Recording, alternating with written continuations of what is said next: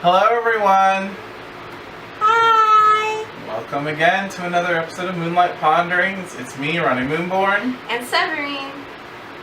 And today we're going to talk about our star charts. So a mutual friend of ours showed me a website where you could get your star chart read for free. And then I shared it with Ronnie. And we filled out the information. I think all we had to fill out was our birthday, time of birth, and location of birth. And that's pretty much what you need if you ever want to do a star chart. And basically, if you know anything about your zodiac sign, that's where the sun was in position to the zodiac signs when you were born. I'm a Pisces. I'm a Libra. Did you have to think about it? No! I thought I was going to say something witty, and then I was like, no, don't. It'll just sound stupid. That happens to me all the time. When I was looking at you earlier, I was like, maybe I should do something cute. And then I was like, just don't do it. Don't do it. It'll be awkward. So, I'm going to let Ronnie read his first. Well, by read, I'm going to sum up because okay, so I don't read out loud. And it's on our email through our phones. So we'll have to do it through our phones, but I don't think you guys will mind. So I think what we should do. Let me open mine up. So the guy, his name is Nicholas Sharo, and I will make sure to provide the link so you guys can get yours done too. He did a really good job. You can ask for specific stuff, or you can not really ask for anything. You know, like if you want something more love related or finance related, he'll tell you. Damnation related. Yeah, like. She told me this much. Okay, it's fine. What did she say? It's a damnation related. Oh my God, there is stuff in here, and we will get to it. That it's just so dark. It's like beware, and you're like, ooh, no. I don't know if it's that bad. Mine says beware on it.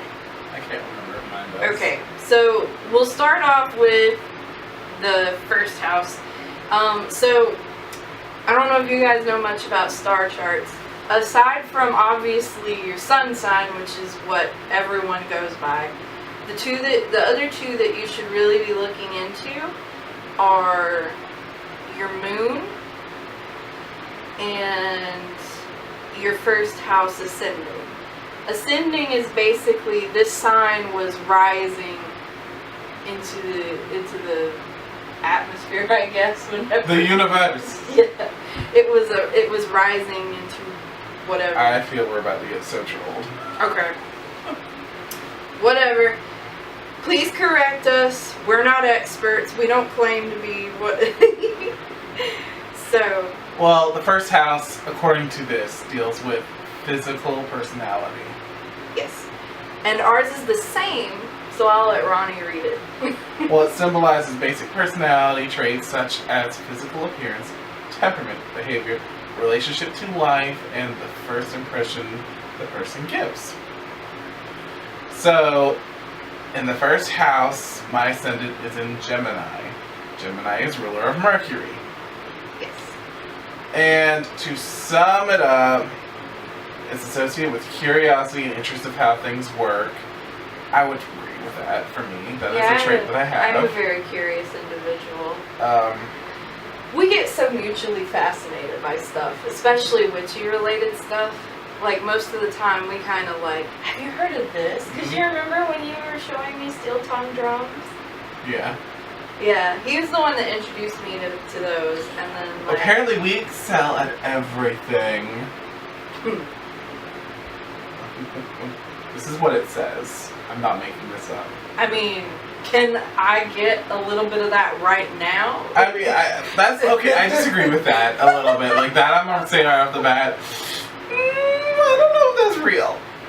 Just saying. I'm like, thank you for the compliment. I do feel like when it comes to projects that I have actually completed, I've been pretty successful. Oh no, I read it wrong. I read it wrong. Oh, these people can do everything, but they do not excel in anything. Yep. So like that is true. That is very true. Oh my gosh, because we do so much stuff, like candle making. And we've done that once. Yeah. And we keep saying we'll come back to it, and we have to buy better wigs. It's pretty much what it is. And like right now, money's just tight. So like, we tend to be very restless people, and like our minds are always going. This is true. And I feel like definitely. Sometimes myself can't keep up with my ideas. Yeah, I hear it says mentally active. So that might lead to trouble sleeping, especially for me. I can't shut my brain down at night. I have a hard time too. My sleep stones have helped. I will get into that in another video, but I love them. Yeah. We totally can talk about sleep. Maybe that'll be our next episode. That would be cool. So, for mine, it says the ruler of Ascendant Mercury is in Scorpio. I don't know if that is for you. Which one? Right here it says. Oh, okay. My ruler is an Aquarius, so you can do yours first. Tend to act in seclusion and in accordance with their creative abilities. That's pretty true. Mm-hmm. He's very creative, and then there are times that he's kind of to himself. And we have a penetrating but bitter sense of criticism. Yeah. Well, I mean, I can get salty. You can. I think that when it says penetrating, it means that like sometimes your word choices can be kind of like. That's why it's in Scorpio. Harsh. Like let me be straight. I love Scorpios. I know they get a bad rep. It's because y'all can be some mean. Y'all effing crazy. Y'all cray. And it's okay. That's what's I think one of my brothers was supposed to be a Scorpio. When was he born? December 2nd. Ooh, he barely missed it. Yeah, he's a cutsy a little bit, I think. That's Sagittarius. Is he really harsh with his words? A little bit, yeah. That's a Sagittarius thing. Oh, he's okay. So, the more you know. Not saying anything's wrong with Sagittarius, but I have met some Sagittarius, and they're just very blunt. Okay. My 10th house, which is known for career, prestige, and reputation, and symbolizes social status, honors, fame, success, authoritative personality, is an Aquarius. Ooh. Oh wait, my 10th house is apparently. I'm not sure. My 10th house also has Aquarius. Ooh. So. And apparently these people tend to be without prejudice, which I like to think I am. Oh, I'm a 10th house cuspy. I didn't realize I am too. That. 10th house cuspies. Okay. We want truth. And we want new. Well, I don't know. Since I practice an old-time religion, I don't know if I want new ways to. Well, I feel like. I'm sorry, I'm not explaining at all. It says that we want old traditions to be disrupted and new ways to replace them. I feel like that you are that way though about other things. Yeah. I agree. About like maybe that people get caught up on sexual preferences and things like that. Yeah. I feel like you're more new way about that kind of Yes. stuff. So mine says 10th house in Aquarius, without prejudice, and they tend to be highly intelligent, want the truth. Oh, it says the same thing as you. Yeah. Okay. So, have a career in arts, finance, or electrotechnology. I do have a career in the arts.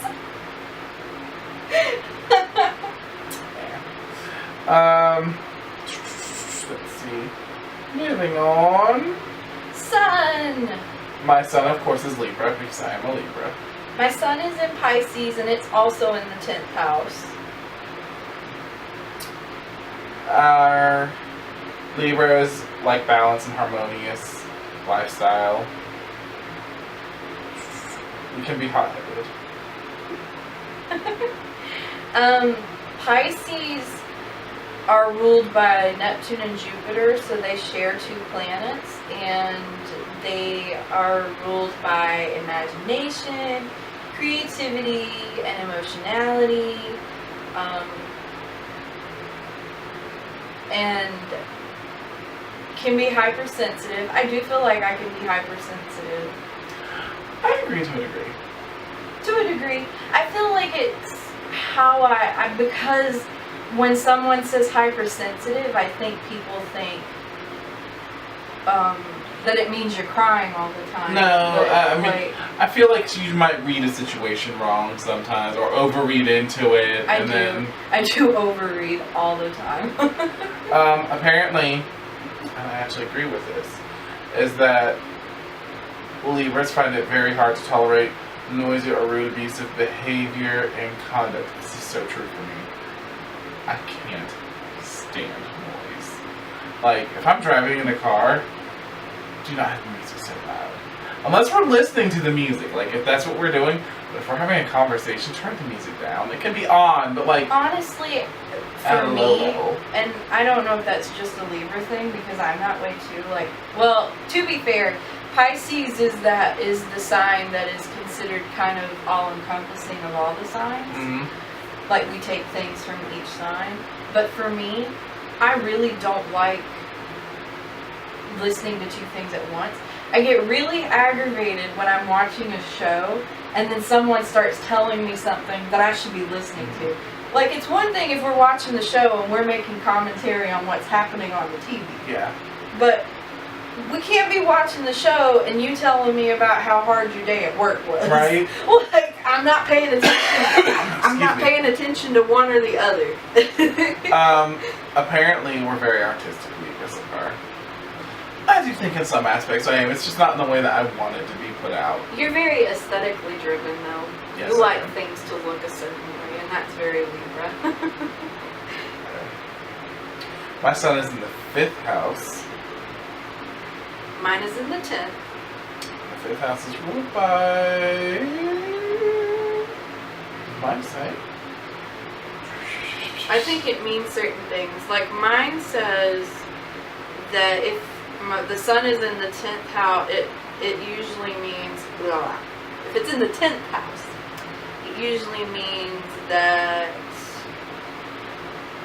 there's a career in politics or an achievement of notable personal ambitions. And I am very, and have always been driven that I want to have my own business. So I feel like that's kind of speaking to that aspect. That may be, that's to say I might be a little childish at times, it's true. Well, I think we all are in some way, maybe like not as in tune with something. Self-confidence. I'm starting to get some self-confidence, I would say. Yeah. Where's it been all my life? I don't have children, so I don't know if I would focus on them or not. Alright. Oh, it says I have a noble character, and that I hate anything degrading, demoralizing, or immoral. I don't know that I agree that I hate immoral things. I was just thinking that. I was like, I don't know. I'm like... I hate... Okay, because like, let's say that you are broke and you're forced into a situation where like, you gotta steal food. Technically, by the laws of society, that's considered immoral. But you're forced into that situation, so I don't feel like you should be held to the same standard as someone who just did it because. Okay. I mean... Moving on to Moon, Yeah. which handles emotions, instincts, roots, is known as the mother. Sun is known as the father, Moon is known as the mother. And I know that a lot of people say that Moon tends to be what you're kind of hiding from people. Mm-hmm. Well, it also tells you about your sense of security and where to find it. It tells us about how sensitive we are and how intuitive we are. So, And our childhood and experiences with our mother. Mine is in Aquarius. Mine is in Gemini. And the first sentence just sums it up for me. Your relationship with your emotions can be complicated. So, full disclosure, I have a friend who's gonna watch this video and go, yes! Yes! You know who you are. It's gonna be like, I have trouble communicating my emotions. Like, if something would bother me, I would not say anything. I would be so passive. Well, that is affected too by one of the other ones that we were talking about. I don't even remember, but it said, I read it just briefly, but it said that if you, like, you're gonna be more of, like, making everyone happy than and it tends to make you a little passive aggressive. Mm-hmm. And again, this friend's going, yeah, because no, she called me out on it too. Mm-hmm. Because, like, something would happen, and I'd act like everything was fine. Months later, I would say, no, it kind of got me upset. And she's like, you didn't tell me this? Or she'd be like, I know it! Why didn't you say anything? Yeah. Let's see. You want to free yourself from negative emotions? Yes, I do not like negative emotions at all. I understand that we have them, and sometimes it's necessary to have them. I don't like them. That's part of accepting your shadow self. Mm-hmm. It's not that it's a flattering emotion or something that you should be, like, proud of, per se. But, oh, see? I did it, guys, per se. Start the counter. But it is something. And as long as you know about it and you're willing to work on it. Because, I mean, I have anger problems. That is where I'm going to say my hypersensitivity is. It's not from crying, it's from overreacting angry. Your moon, you said it was in Gemini? Yes, okay, so my moon says, safety lies in thinking about your feelings and sharing them with others. You can be talkative and you speak skillfully and with ease. Can be used in literature, journalism, or in counseling. I do have a lot of people that just automatically tell me their life story. Perfect example. I started my job a few months prior, and there was a sales rep that I was emailing, and I said, I hope you have a really good Christmas. And it was just nice because I was trying to be nice. And he emails me back and says, thanks. A lot of people really don't understand how things are right now because I just got divorced from my wife. And I'm like, bruh. Okay. I mean, maybe he needed the vent. Maybe he needed the vent. And that is just it. Like, people automatically read that off of me. I get that sometimes too. I'm just like, what did I do? I did not ask for your life story, but I will listen. And I mean, just because I'm sitting here like, whoa, it's not because I think anything's wrong with people sharing. Because honestly, if you share with me and I get the distinct feeling that it's something that you don't necessarily want everybody to know, I'm not going to say it. Or if you say that you don't want me to share it, I'm not going to say it. But, I mean... So my moon is in the 10th house. Ooh. I didn't even check to see where my moon is. And that means I have a tendency to live in the public eye. I do think that, especially in the past, how I was perceived by others was very important to me. Let's see. I have a tendency to have a good reputation.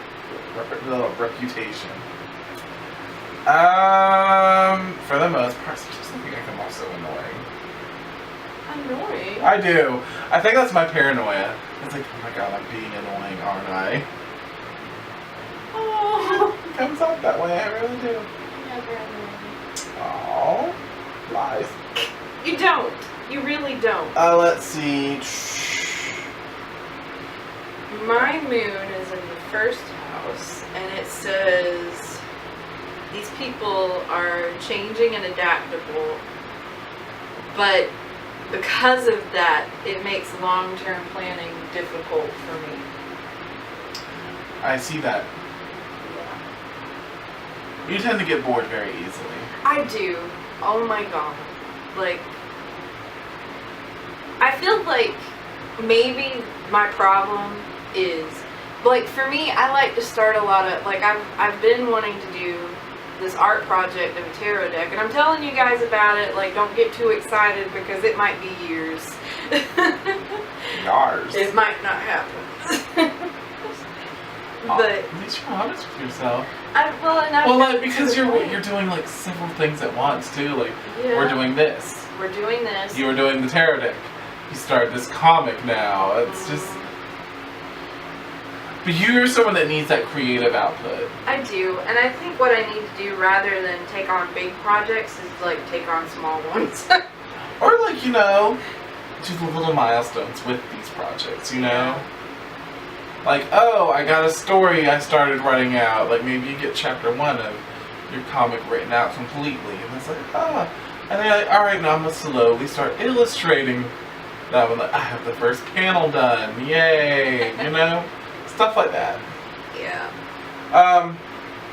My Mercury, which is thinking, communication, intellect, learning. Oh my god, I guarantee you mine's something horrible. And pretty much sums up what Mercury is. Ah! It's Scorpio.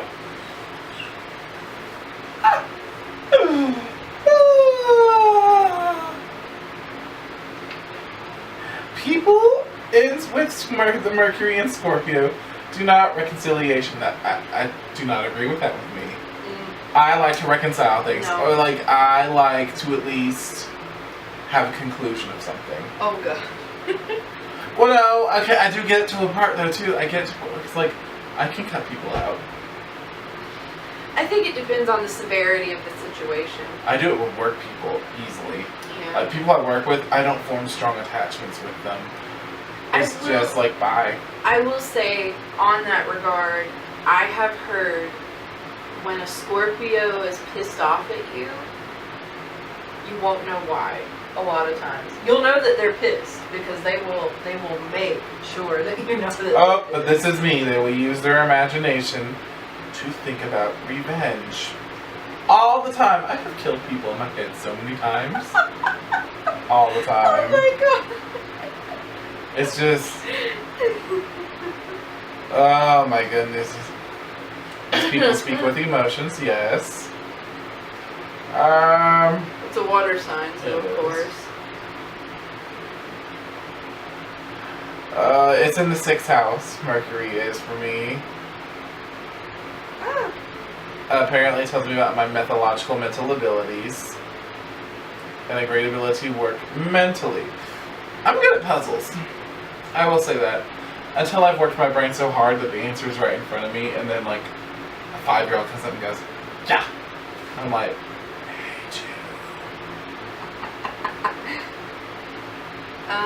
So my Mercury is in Aquarius. These people learn foreign languages easily. Lies. Lies. Lies. That's funny because I was just telling Ronnie how I learned both Spanish and French in high school. But you told me also you felt like you didn't learn French. Well, I feel like I'm not knowledgeable, like, extensively of either. Here's my complete French. But I did get A's. I mean, so I guess technically. Here's my complete French. Oui, monsieur. Oui, madame. That is bonjour. There we go. Bonjour. Au revoir. That's about it. That's about all. The loo. I need to use the loo. No, that's British. I'm sorry. British word. The loo is a museum. Oh, Le Grand Tête. I have no idea what you just said. It's a big head. Are you trying to say I got a big head? I feel like she's trying to say I got a big head. I mean, I do. But I feel like you're trying to say I got a big head. I have a big head, too. Uh-oh. And then, when someone asks me, parlez-vous français, I say, très la petite.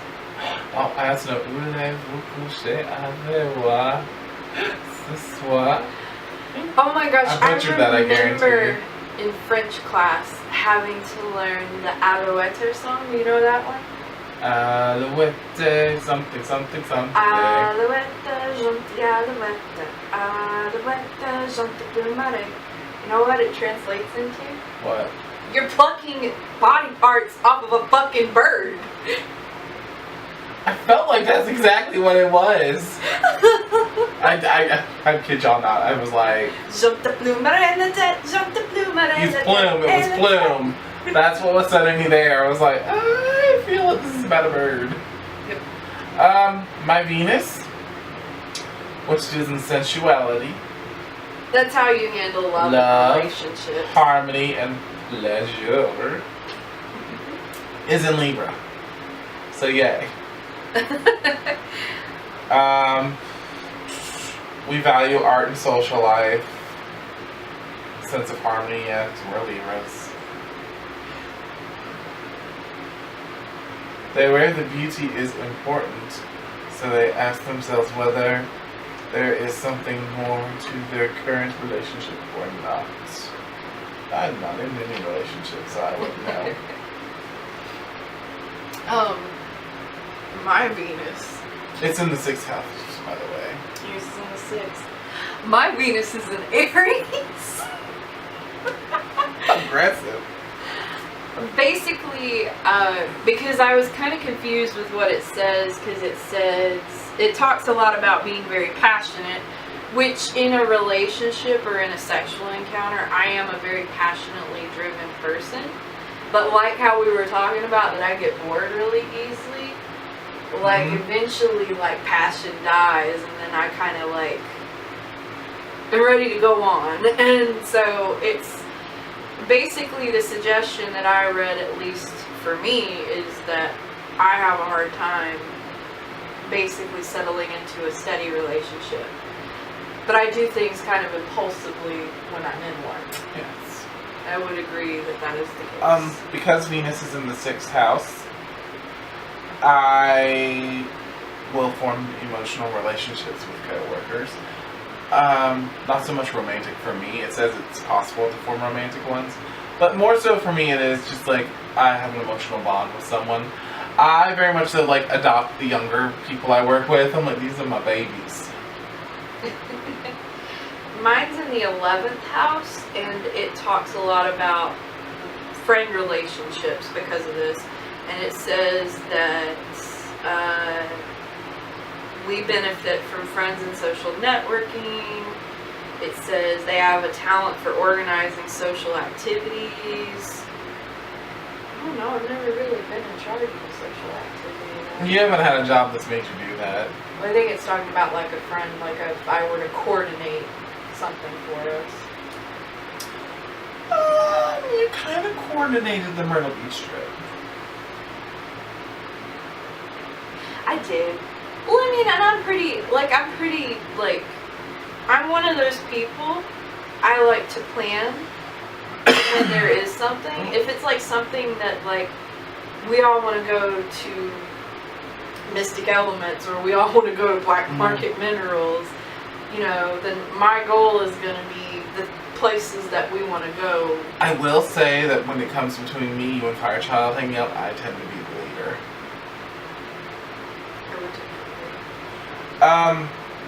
My Mars, which is activity, energy, courage, and assertiveness, is in Virgo. Mine's in Gemini. I have a lot of Gemini. You do have a lot of Gemini. And you can be demanding, apparently. We have high expectations of themselves as well as others. I do have high expectations of myself. I don't know about others. Work is very precise and admirable. I don't think so. You said work is very precise and admirable, and you said you don't think so? I don't think my work is. Do you? Have you seen you in a kitchen? Okay, yeah, okay. Something that you enjoy doing? When you get into candle making, like, you're like really precise, you're really knowledgeable. And when it comes to the kitchen, I just let him do. I let him do. My Mars is in the 5th house, which suggests that I spend a lot of energy on romantic adventures. Look up take time to spend some energy on. Physically strong and impulsive. I'm very impulsive.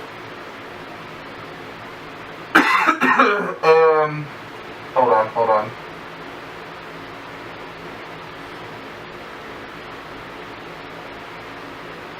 Oh, it says I'm unstable. That's so true.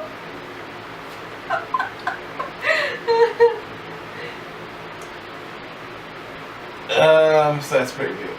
Okay. So first we're going to talk about me and Gemini. You're going to laugh. Are you ready? Okay. These people have many projects and ideas, but their energy is fragmented. Instead, when something does not work out, they redirect their energy on a new goal.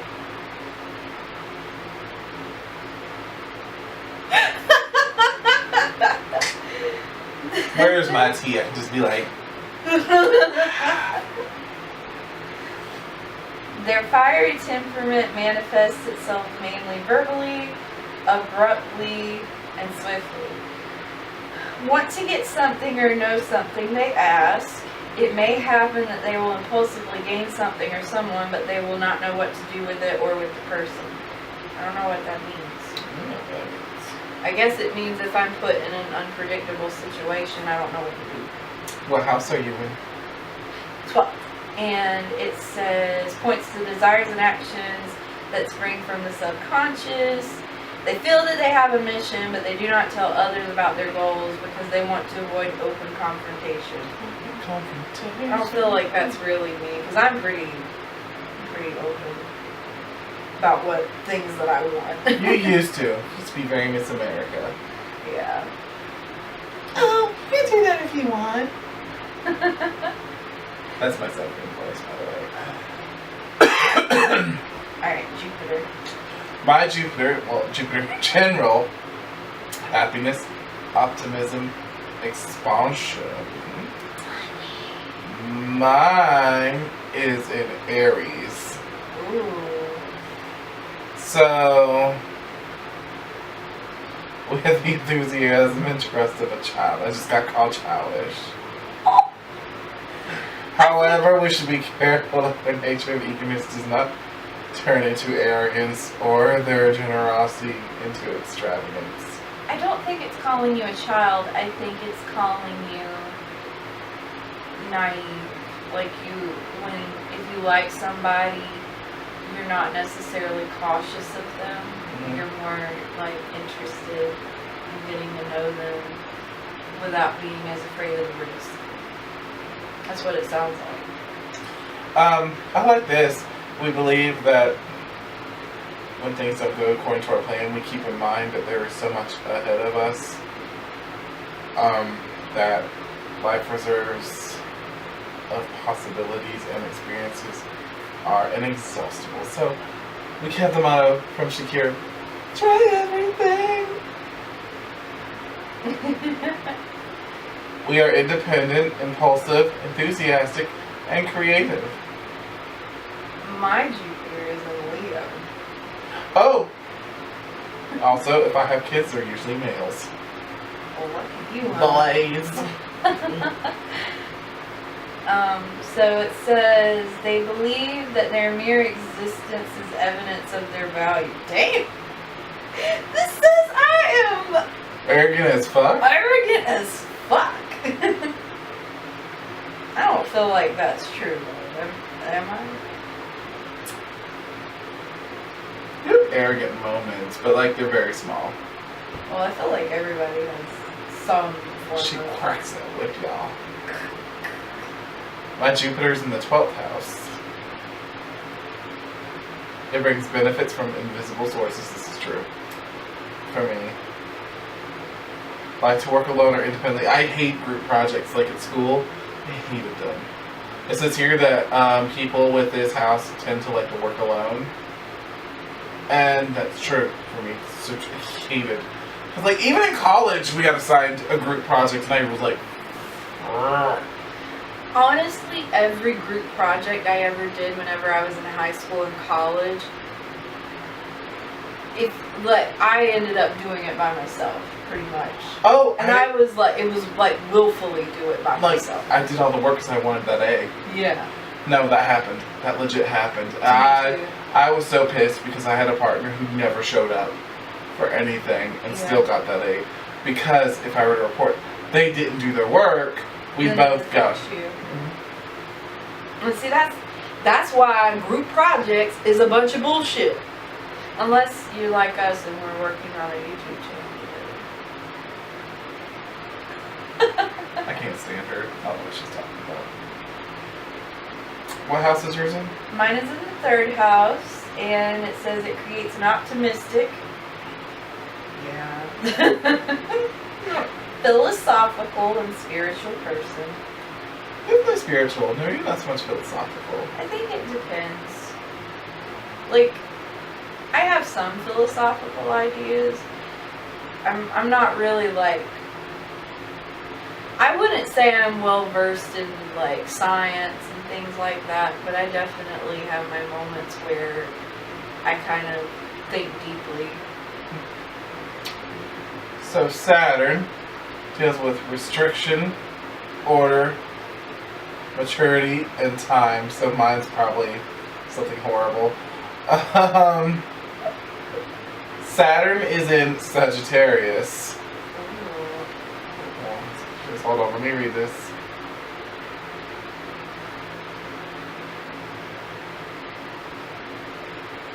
So apparently we get to build a system of healthy religious and moral principles that will lead them to give a purpose to their lives and hence lives of others. Let's see. This is a long paragraph. I'm trying to read all this. Hashtag lazy. Saturn is a really long one. My Saturn's in Aquarius. And it says that we strive for a complex system of life rules because they somehow want to combine freedom with order.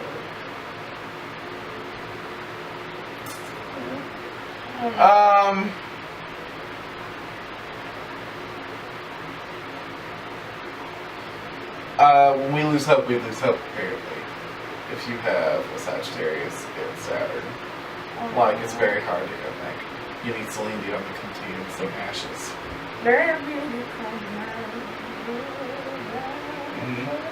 My Saturn is in the 7th house. Which means I'm careful in my intimate relationships. I feel like they usually result in late marriage. Yeah, that's probably going to be true. Oh, it might also be not a very happy marriage. Oh, no. I can get married. Mine is in the 9th house of higher education, philosophy, religion, and travel, suggesting a stable and practical life philosophy. Usually have traditional views on religion. That's wrong. Yep.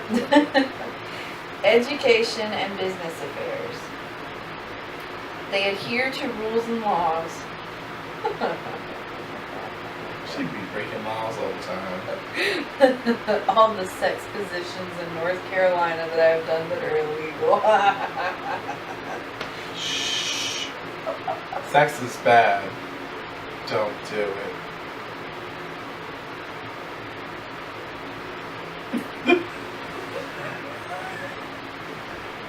They have a talent for administrative functions, particularly in the areas of law, pedagogy, Spell it. Pedagogy. Pedology. Pedagogy? Can I see it? Okay, hold on. I might need to read it. Pedagogy. Where's the word? Passamaquoddy. Pedagogy. Did you just quote Pete's there? Or Pete's Dragon? Maybe. I don't know. Religion and publishing. I actually do pretty good in publishing, I feel like, because that means that's technically... What house is it? No. That's what you were reading. Okay. The fact that it's in the back. I was like, I lost track for a minute. So we're on Uranus. Not your anus, but Uranus. We're gonna say Uranus. It might be pronounced Uranus, but... Sailor Moon says it's so pretty. Yeah, I like Sailor Moon's version. Originality, freedom, revolution. Let the revolution begin! The power of awakening. Oh no. Which means there will be disruption and change. Oh no, mine's in Sagittarius again. It didn't bode for me well in the last one. Mine's in Capricorn. Hold on. Apparently Uranus is a slow transpersonal planet and may remain in a single sign for up to many years. The description of Uranus in Sagittarius is therefore valid for an entire generation of people. So it's like a lot of people might have this in the 7th house. And people with this strive for spiritual progress, yes, and intellectual growth, yes. They have revolutionary thoughts sometimes. They see other races as equals, and they often fight against xenophobia. Yes. This is true. They love flying, wouldn't know.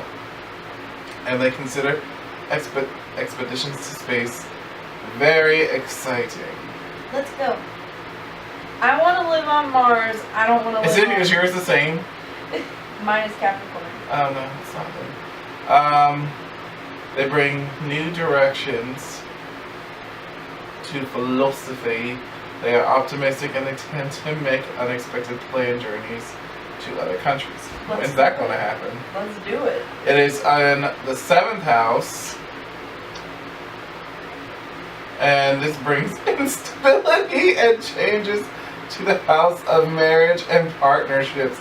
It can be marriage or partnership with a very different person or unexpected important changes. These people may marry or divorce unexpectedly. They have to consciously try to maintain long-term relationships because they are very independent. I am independent. You are. Like, when I really wanted kids, I was wanting to single parent. That's all that says. Okay, so mine is in Capricorn. And it says, this intensifies some controversial features of people born under the sign. For example, their ability to control others. I wouldn't say I'm... You want to be controlling? Is that what it's saying? I think it's saying that I am. You're a sub, though. TMI. You're a sub. Gives them the tendency to rebel against order and authority. To a degree. Like, because if I think something's stupid, hashtag President Trump, then I'm kind of rebellious against something stupid. Hashtag President Trump. Anyway, these people have a fairly good chance to introduce and enforce new management methods. And then it says, I'm in the 8th house. That creates instability and changes in shared resources and inheritance. Suggests very perceptive and intuitive people. And then it says collective resources, businesses, and investments undergo unexpected changes. And then I need this to happen. It says, this position may mean unexpected inheritance. That means someone dying. Oh no, why did you have to ruin it? Like, so you don't feel crappy when it happens? Or like, I wanted this to happen! But I don't want someone to die. I mean, like, can money just fall from, like... Could it be like your great-great-great-great-great-grand something that you never met? Oh my god. My great-aunt twice removed. Who lives in Canada? Yeah, someone that I've never met. That'd be... No, I still don't wish death on anyone ever. So, Neptune, which deals in fantasy, illusion, spirituality, and imagination. My Neptune is in Capricorn. My Neptune is in Capricorn. Woo! So, this means that Neptune in Capricorn gives people determination and the ability to concentrate. Bull crap. Bull crap. However, it can ruin their typical Capricorn rationality. This position somewhat shatters their natural desire for perfection, but it gives people desire to achieve spiritual goals. We do like spiritual goals. Yeah, I want to be able to levitate. Yeah. Really. Seriously, though, no. I mean, think about when we were talking about the only thing that we wish was different about Pagan Pride. Both of us talked about how we felt like we wanted to learn something and we didn't. Yeah. My Neptune is in the 8th house. Same! Oh, yay! I'll let you read this one. Okay. Neptune in the 8th house suggests connections with the financial affairs of other people, inheritance, taxes, and communal or shared resources. Neptune creates unusual, deceptive, or hidden thoughts in this area. In some cases, there will be strange difficulties in the financial affairs of a partner or company that will be caused by the person or by others. These people have to be careful about everything that has something to do with money. I'm very careful when I deal with money and others. I feel like I'm really careful. I'm paranoid with money and others. I am. Like, I don't like shared finances, period. I think a lot of these are going to be similar because they're slower moving. So, yeah. Like Pluto deals with transformation, regeneration, and power, and mine is in Scorpio. So is mine! Yeah, because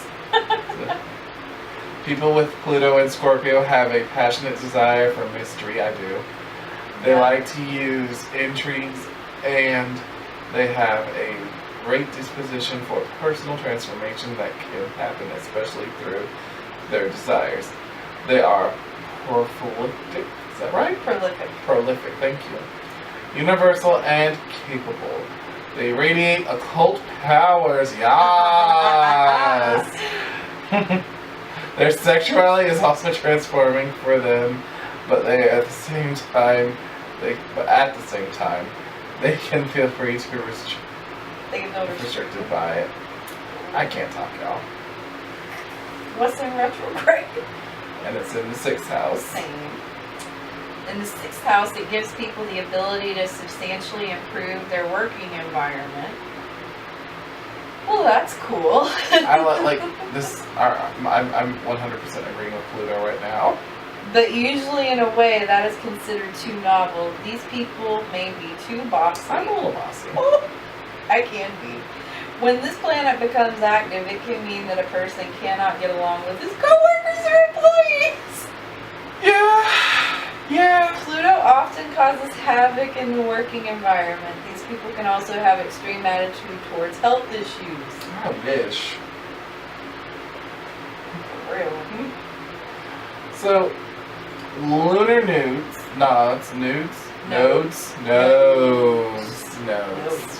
Lunar nodes.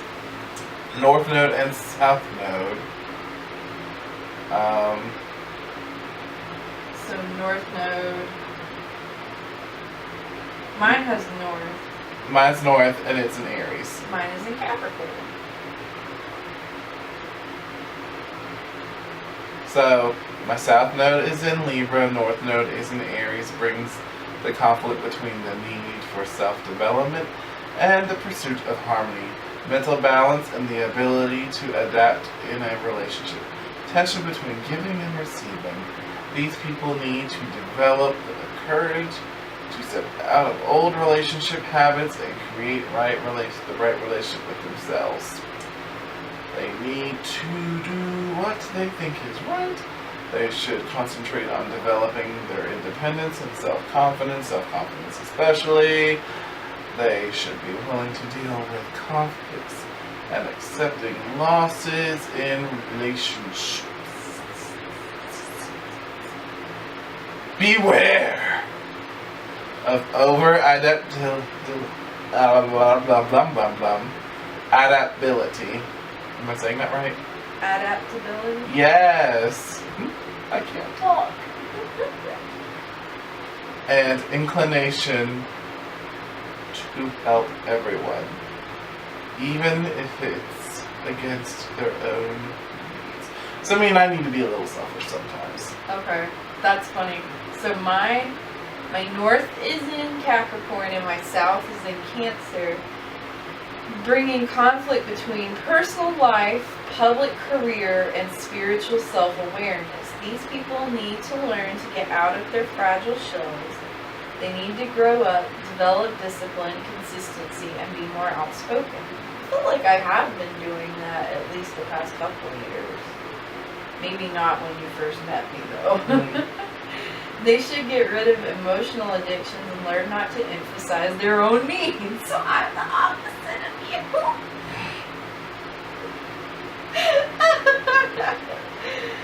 Beware of emotional dependence and being in the position of a hurt child who is looking for the culprits of his failures.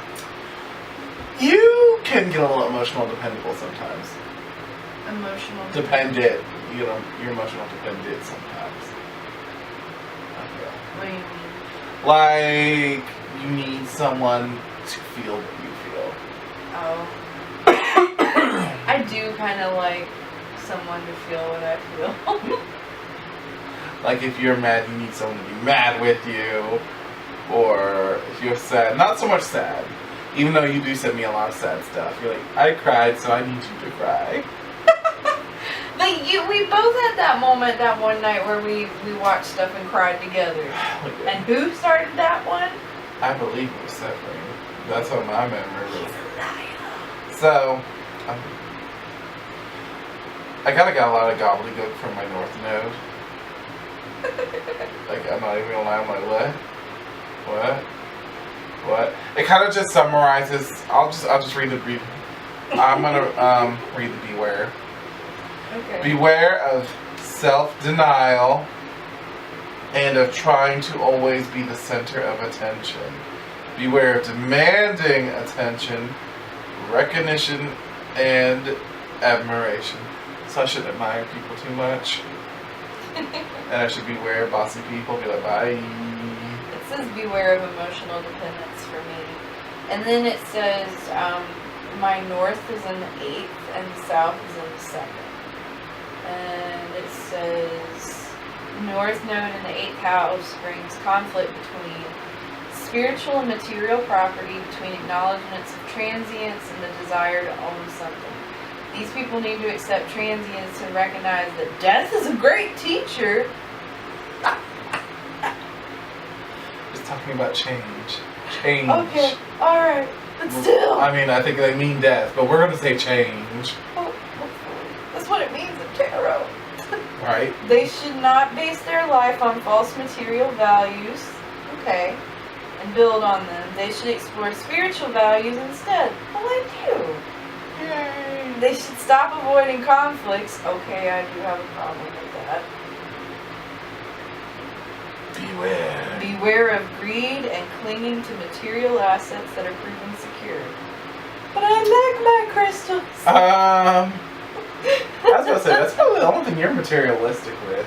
Yeah, I would say I'm not super materialistic like that. Alright, are we ready for the Black Moon, Lilith? Fascination and denial. My Lilith, God help me, is in Leo. These people are very proud or even stuck up. I can get that way. Lilith in this side may indicate the struggle, quote, I against the rest of the world. These people are self-centered and selfish. They do not acknowledge other people. I feel like that was wrong for me a little bit. The common attitude of these people in sexuality is my sexuality does not belong to my partner, it only belongs to me. That's kind of true. Well, okay, now I feel like when it comes to sexuality and sex are two different things for me. Like, when I'm having sex, I am paying attention to my partner's needs as well. but like my sexual identity, what my sexuality is, that is mine alone. It has nothing to do with that. I 100% support it. It's not always easy to live with this attitude because the likes and preferences of our partner should be taken into account. Oh, see, that's what it's talking about. Then. No, I'm totally not like that. I disagree with that. Oh. Okay, I mean, I can come off a little stuck up sometimes, I think. I get a little bougie. Forget where I came from.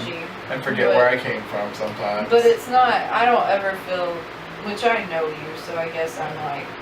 But my Lilith is in the 3rd house, which just means interrupted education, yes. Oh, is there not a beware for that one? No, wait, oh, there was, I skipped, hold on. Or education that was finished too early. I agree, I need to go back to school.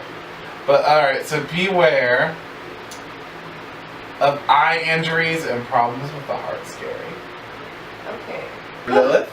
My Lilith. My Lilith brings to the place to the island. I feel like it probably does not.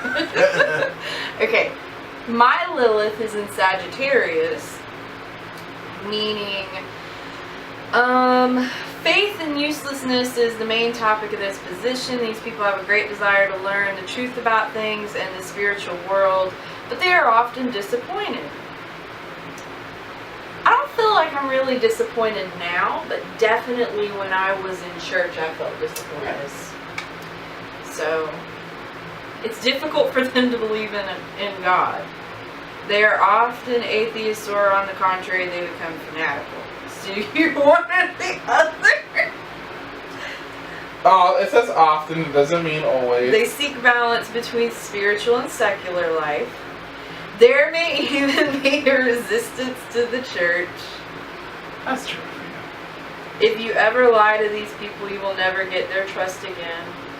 That's not true. I don't think so. This was a big lie. It's gotta be, for me, you gotta do something that I feel like you put me at risk.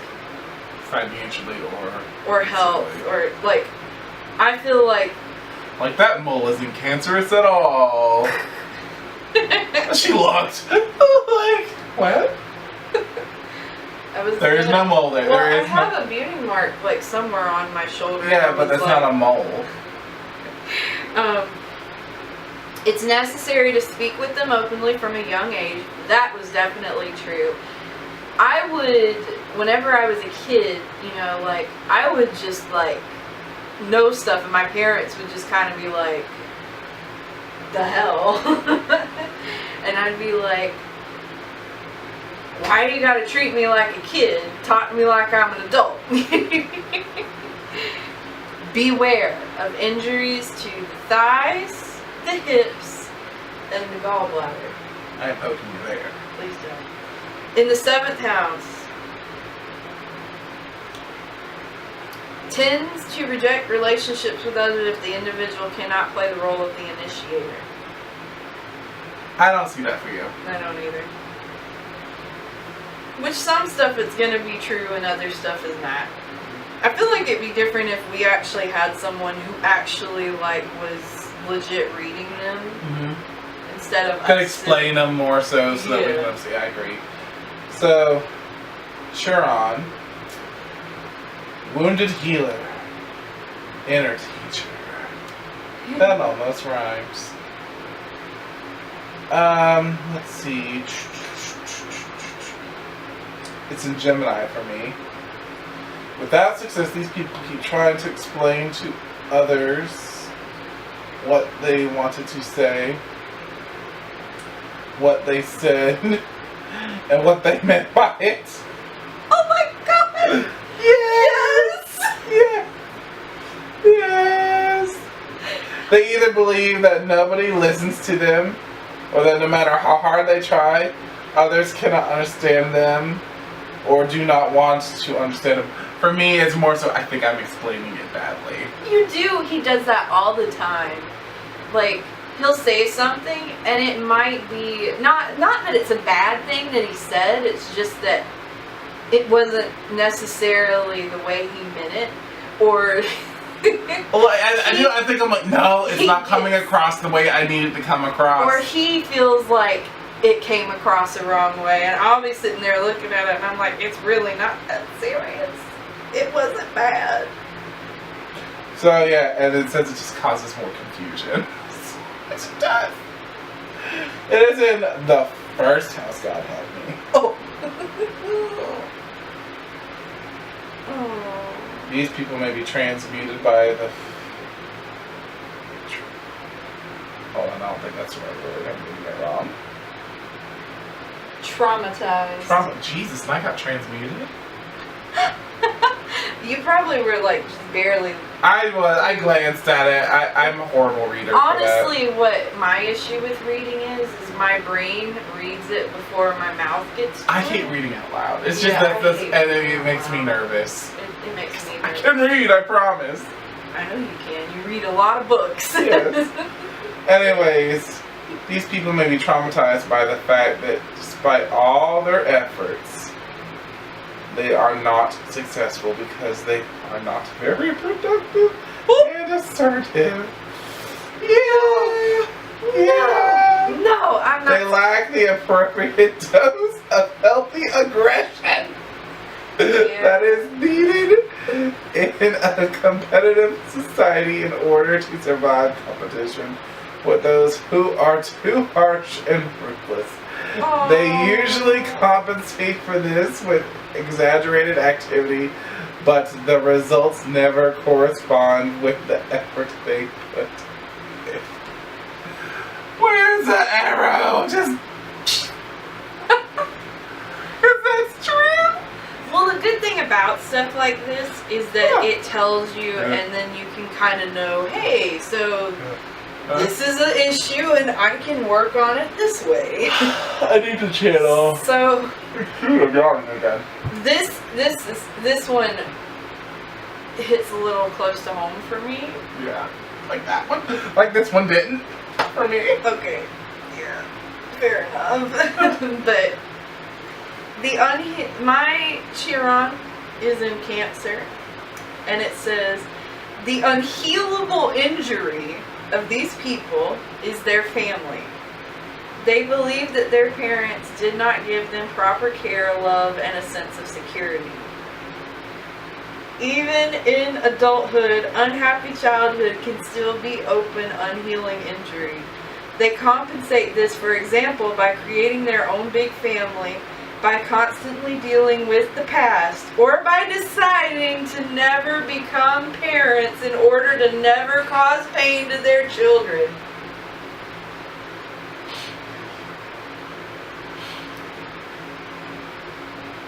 I don't want to get into too many details about my family life, but please know that I love my family.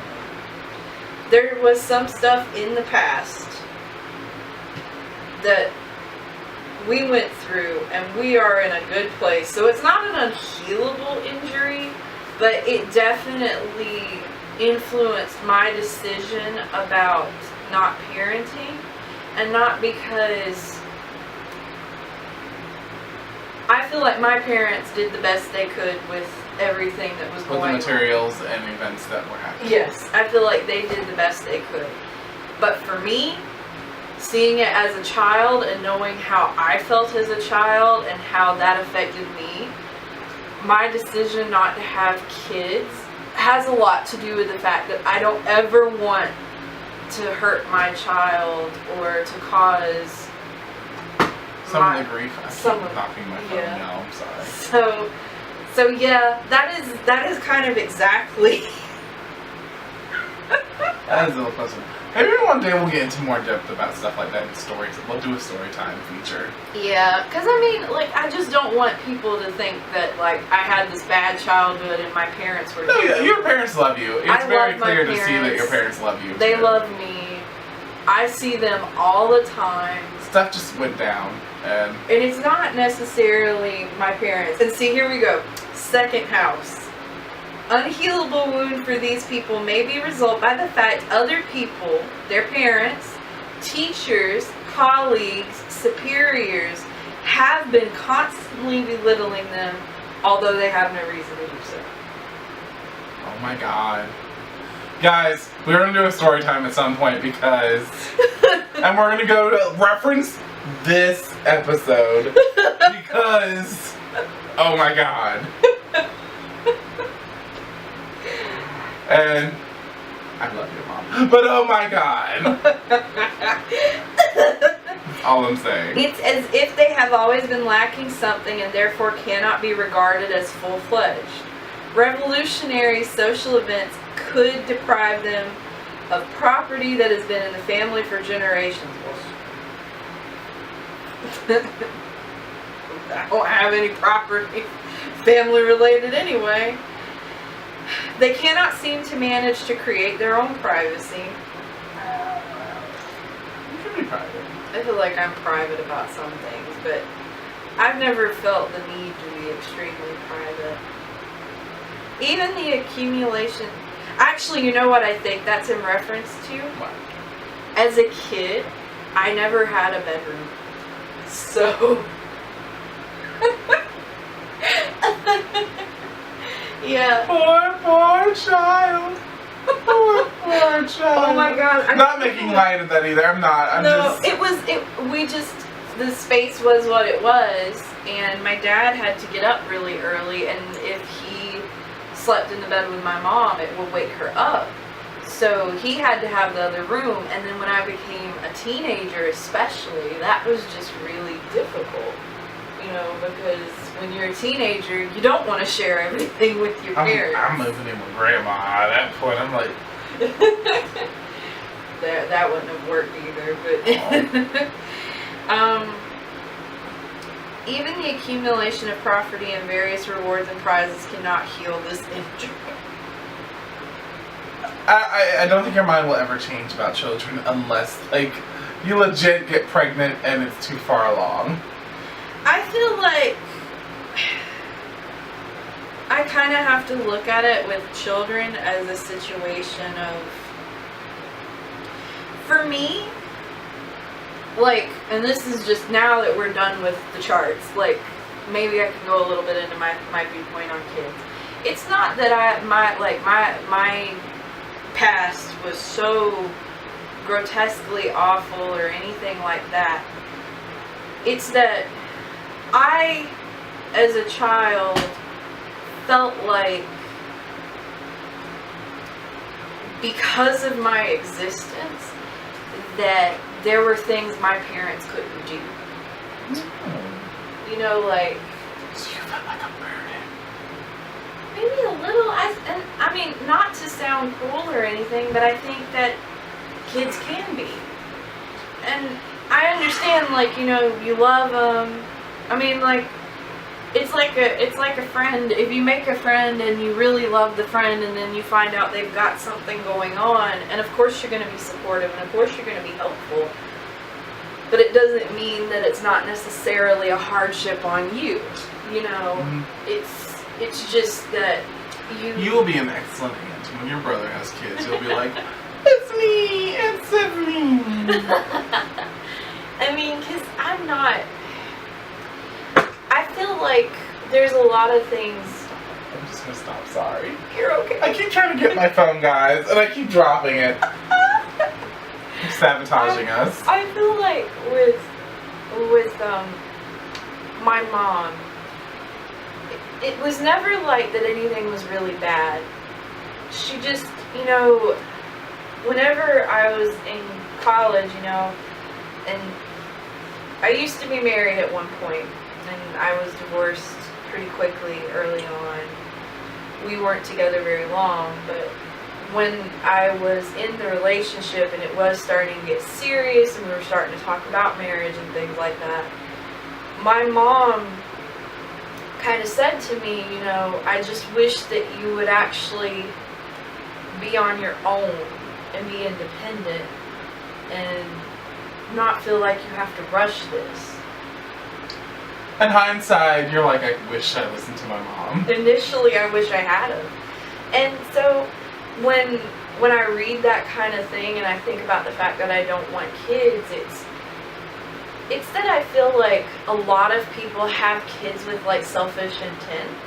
like, you look at a kid and you think they're really cute, and then you think, oh, well, I'm gonna get to put them in cute clothes, and yeah. If you have money for cute clothes. And, well, you know, like, I feel like we get kind of this idea that it's our baby and our child, and that because the child comes from you, you have sort of this selfish desire of what you want for the child. Meanwhile, this child is a person on their own. Yeah, meanwhile, you're ignoring the fact that you gave birth to a living being. A person, like. With free will. Like, as Grey's Anatomy once said, these are tiny humans.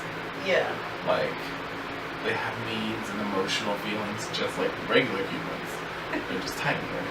I mean, because even, I was talking to my mom the other day about how she used to be this super tomboy, and then when I was born, like, I loved pink and princesses and unicorns and dress up and everything that she was not when she was a kid. It's so weird because I could not see your mom being that way. Yeah, but she was. She was like, she wanted to go out and play with the boys and do stuff like that. And I think, you know, as you get older, that kind of stuff, you know, you adapt and you become your own individual instead of sort of like that, oh, well, I'm a tomboy versus I'm a priss. I was super not lazy as a child. I need that back. The energy? Yes! Oh my gosh. Nap time. Mandatory nap time is what did it. No, for me it was like, I just loved to be outside. Yeah. And I had kids to play with, and we did stuff, and I've always been chubby. Like, I was just like, I never got to enjoy being skinny. And that's like, I was a sickly child, so. You were scary looking. No, like, this was like, someone give this girl a whole cheesecake. A whole cheesecake? A whole cheesecake. I'd fucking eat it now. Back then I probably couldn't have. But, I mean, so, like. You'd go into shock. Yeah. I feel like when I read stuff like that, and I think about the fact that I've talked about not wanting kids, and people all the time, you know, down here in the South, it's kind of an expected thing, especially if you're a woman, that you want kids. Oh, I'm 30 and I'm not married. My family looks at me like, what's wrong with you? Yeah, it's because there's sort of this stipulation that things have to be a certain way. Well, I was at my grandma's funeral. She passed recently. It's fine though. We were expecting it in case you guys were wondering. But, it was more of a celebration of life. But this lady who I grew up with in church looks at me, you ain't married yet? You ain't found a girl yet? And I wanted to be like, that's none of your damn business. Like, I almost wanted to say that. And at first, my mom was like, you should have. And I was like, Mom, she said it while we were in the church. And I would have said it like, that's none of your damn business. And she went, good point.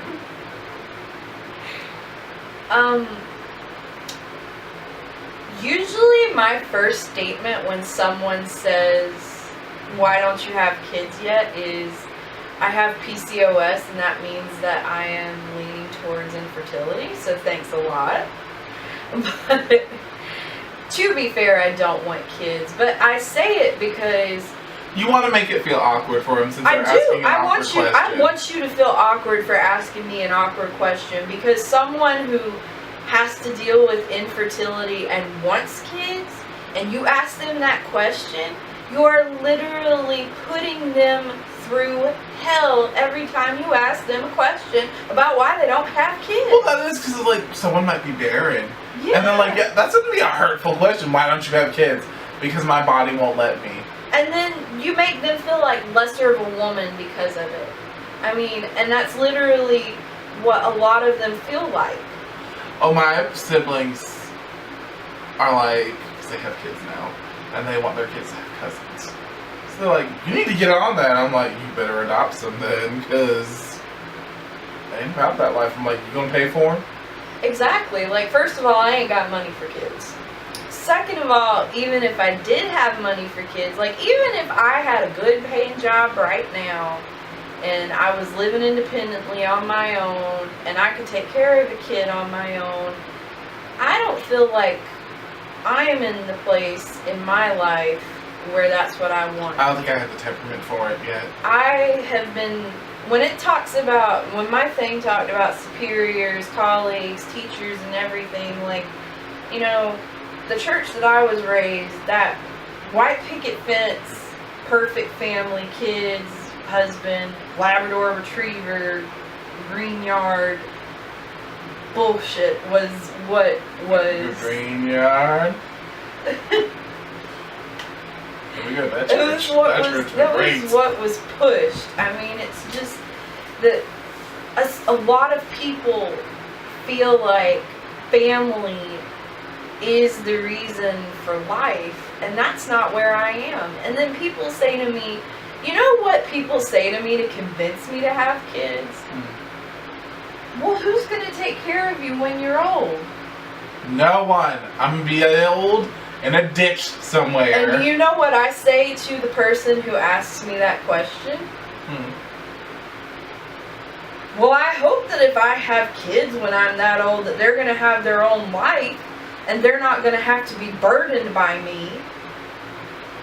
Well, here's my thing. I mean, because it's normally, and it's a lot of church people that ask this question a lot, and I think it's just there's like this church etiquette of things you're allowed to ask, and that's one of them. I don't know. Comment below if you've had this experience too. Yeah. But like, it's like we have to ask when are you going to start a family. And, like, sometimes they think it's concern, they're showing concern. But then I'm like, oh, so you're taking pity on me now? Like... Yeah. Well, I mean, sometimes they see it as, like, a social greeting. But it's not.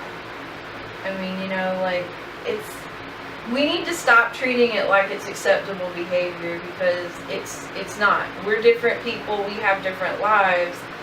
If I don't want kids, that does not harm you. So why does it need to be a big deal? Okay, so here's my other argument. If I have kids right now, that's going to put me on food stamps, which government taxes will have to pay for it. Your money that you're bitching about already having to pay out. Yeah. So I'm like... You're already upset about your taxes. Why are you trying to push me to have to give you more taxes? Like, you're welcome. I'm not getting a part of that. For those of you who are on it, I understand you need to be on it. And I don't look down on you. I don't look down on anybody that has any issues and has to ask for help. But, I mean, I'm in a position where I can choose not to put myself in that position by doing something that would be what I consider reckless, aka having a kid.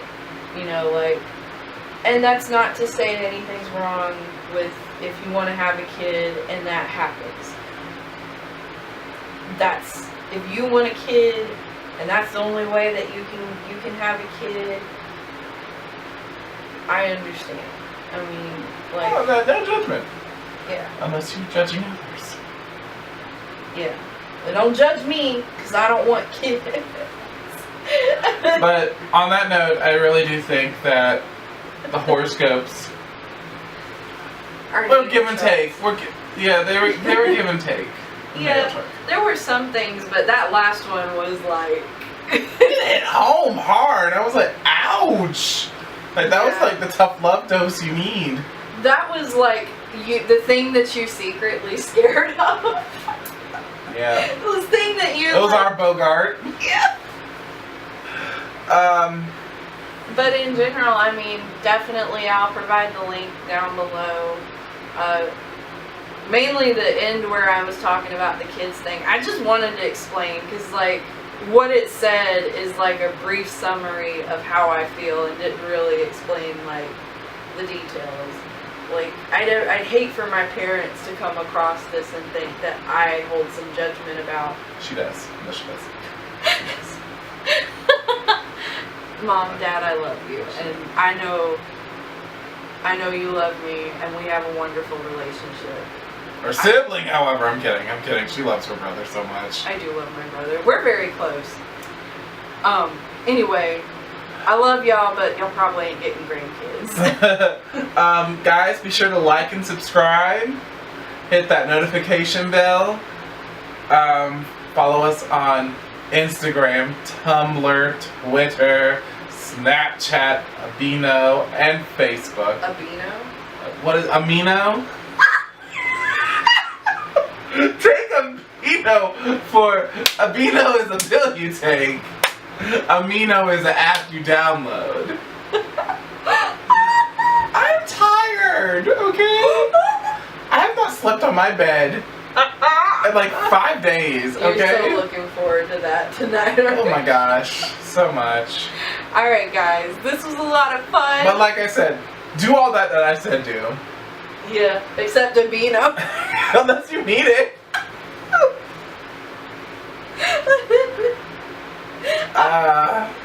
Alrighty. See you guys later.